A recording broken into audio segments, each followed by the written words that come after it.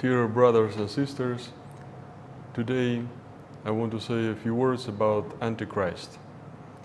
Of course, we should talk about Christ mainly. This is our goal, this is our mission. Every Christian should share a word about Christ. However, Christ himself, he's told us about what will happen at the end of the world. And he warned his disciples about false prophets and false Christs that will come and that will deceive a lot of people. And he told us not to follow that and not to be misled by anyone who would come in his name and will be in his place instead of him. And we also remember the words of St. John, the theologian, Apostle John, who told us in his epistle that there are many antichrists already, and there will be the final antichrist who will come. And Apostle Paul is talking about him also. So who are these fake Christs, antichrists? And who will be the final Antichrist? Okay, let me say a few words about these things. And also we need to recall the words of Saint Cyril of Jerusalem, one of the Holy Fathers, who said that you need to share the message about Antichrist with everybody as much as you can, so that everyone can be warned about these things. So there is nothing wrong about it. This is not some conspiracy theory. We have no fear whatsoever about anything related to Antichrist, and we are hoping that the end of the world will come and the second coming of Christ will happen. And it will be allowed by God himself that the Antichrist comes. And in one of the readings, one of the texts of Holy Fathers, I even saw that Antichrist will be sent by God. Okay, of course, it will not be that God is willing that Antichrist come, but God will allow this to happen. Okay, this will be the logical and the normal outcome of the world history. Okay, and what it is, basically, Antichrist, anti means it has two meanings: instead of Christ, in the place of Christ, instead of him, and anti is against. So he will be both against Christ, he will be the enemy of Christ. There will be this antagonism between him and Christ, the message of Christ, the saints. Okay? And he will be instead of Christ. He will try to replace, he will be surrogate of Christ. Okay?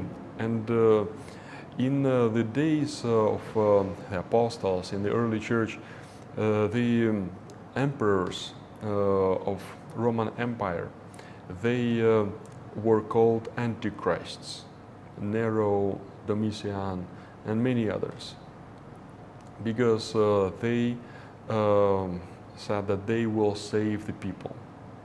They provided bread to the needy, and they asked people to worship them. There was this cult of emperor, and the Christians were persecuted for not following this cult of emperor and not obeying him, not giving him this divine dignity, respect that he was supposed to have.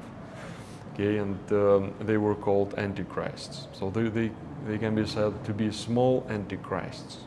Okay, and anyone who is coming and saying that I am the Savior, I will solve all your problems, or who has a message like that. Okay, most politicians, okay, they have this message, and he is later implying some divine functions that he has. These will be small antichrist.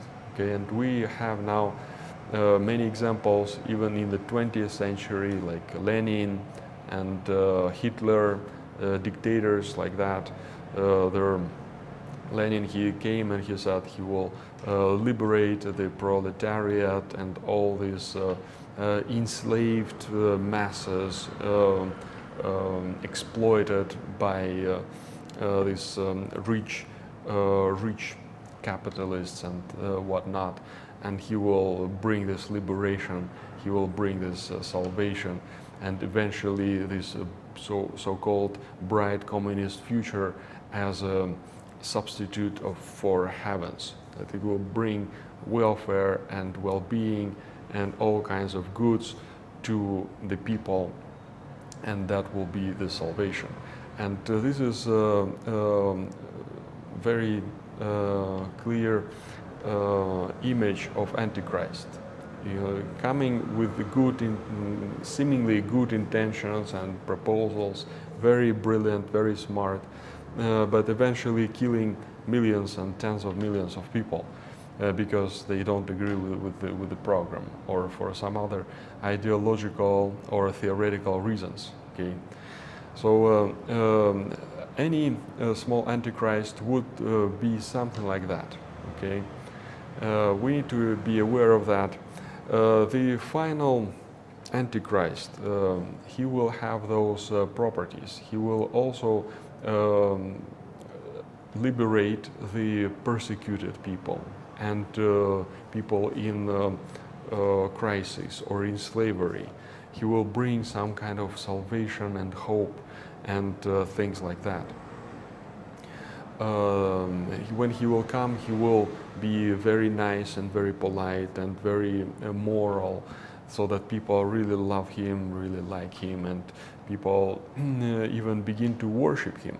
Okay, but later he will reveal his real face, and he will persecute many people. Especially, he will be very cruel to the Christians, to those who don't receive his mark, the mark of the beast.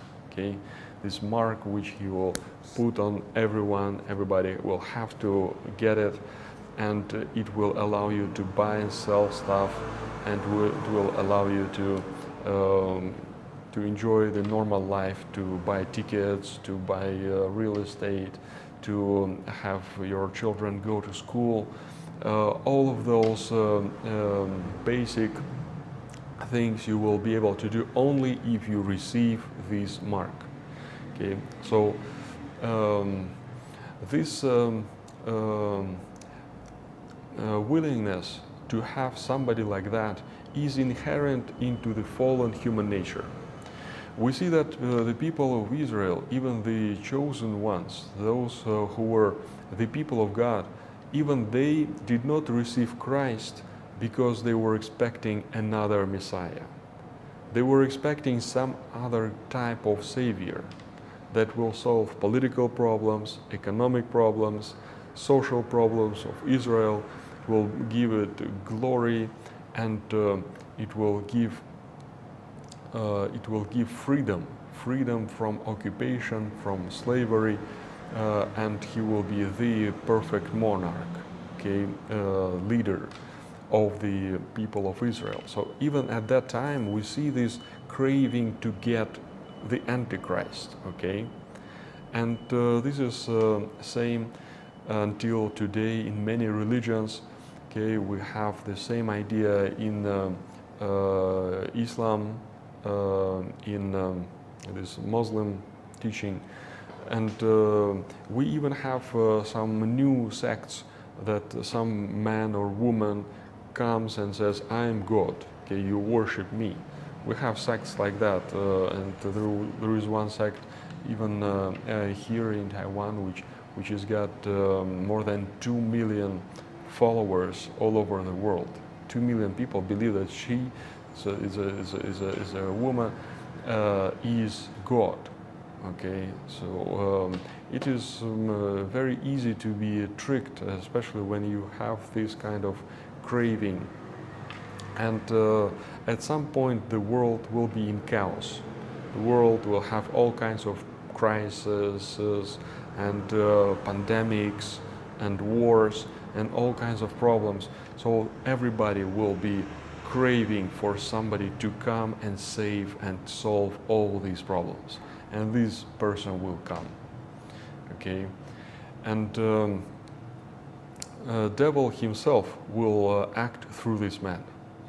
He will be so cruel, so treacherous, that the devil himself will be acting through this man. He will be in this union with the devil. Okay, so he will destroy everything which is related to Christ and to his church. There will be a war waged against him by the saints. At that time, anyone who would sacrifice everything not to receive this mark, okay, those people will all become saints. Okay, they will be brave and they will be willing to do this sacrifice for their love to real God, to Christ. We're willing not to betray Christ until the end. Okay, and they will lose in this war. Okay, and they will become really marginalized. They will be maybe somewhere in the mountains, and they will be against the law, and the old technologies, everything will be aimed at destroying these people. Okay, they will have real difficult life, and it will be short. Okay, so we need to know about these things. This will happen eventually. We don't know when, but we know also that he will unite all religions. Okay, we now see that these boundaries between different religions are getting blurred, and many people who call themselves Christians, they don't feel much difference, and they say, well, it's as long as you're a good person and we can have pizza together, you're a nice guy, and all this dogmatic and this doctrine, it's not so important. Okay, there is one God somewhere. No matter what you think about it, how you worship, it all doesn't matter. Okay, this idea is now already quite common, and eventually it will become that it will be just one world religion. Okay, everybody will be just immersed, pulled into this world religion. Okay, so the people who will still be loyal to true God, to Jesus Christ, will become very, very few. Okay, they will be very few and very marginal.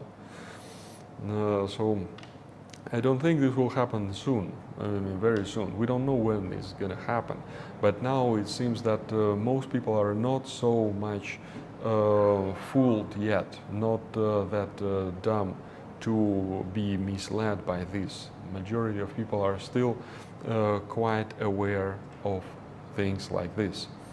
So we need to be very vigilant and very serious about our faith, and not to be too much reliant on this material world and all the benefits which it brings, to be able to sacrifice all this lifestyle, these goodies of this world for the sake of Christ.